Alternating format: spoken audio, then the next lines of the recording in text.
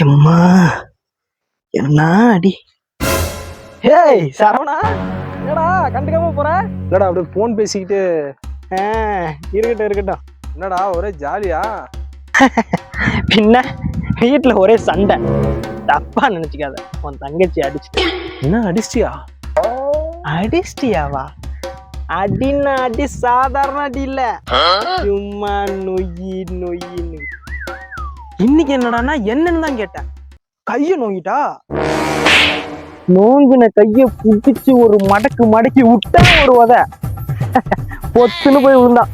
அப்படியே அவளை புடிச்சு அவ கண்ணத்திலேயே பலார்னு 4 அறை விட்டேன். ஆடி போயிட்டா. இப்ப கூட கை வலிக்குது. அதோட விடுவான்னு பார்த்தா திரும்ப எந்திரிச்சு அடிக்க வரான். வந்தவளை அப்படியே கழுத்தை புடிச்சு தூக்கி ஏர்ல தொங்க விட்டேன். திணறிட்டா. அப்பயும் என் கோவம் தீரலையே.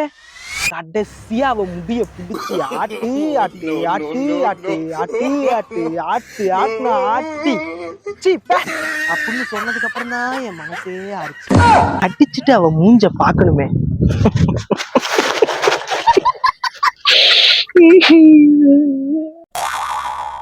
சரி, நான் வர சொல்ல யார்கிட்ட பேசிட்டு இருந்தியா? யார்கிட்ட பேசிட்டு இருந்த? தங்கச்சிட்டு தானே பேசிக்கிட்டு இருந்தேன். ஒரு கட் பண்ண மாட்டேன். ஹலோ, சொல்லு தங்கச்சி. சரி சரிம்மா. ஆமா, என்ன சொன்னா? பரவாயில்ல விட்றா. சொல்றா. இந்த நாயை அங்கேயே கட்டி போடு வந்தான்னு சொன்னிச்சு.